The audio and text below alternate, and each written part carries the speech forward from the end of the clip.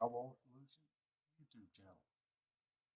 On today's video, we're going to be showing you a little trick that I found out on my own. Wish I would have learned it a whole lot sooner. But if you leave a small tab about an inch in length at the top of your door window when routering, it will hold the sheetrock in place. And you don't have to worry about it falling out or trying to hold it up with the other arm while you're trying to router out the door. It makes everything a whole lot easier. You're doing larger windows and doors, I'm using the small one for example here, that if you leave, say your window is or door is 6 feet long.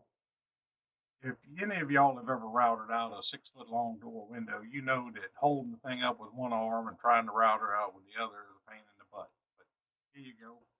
So you leave two tabs, one at the beginning of after you turn the curve, and one probably about a foot or so from the other end.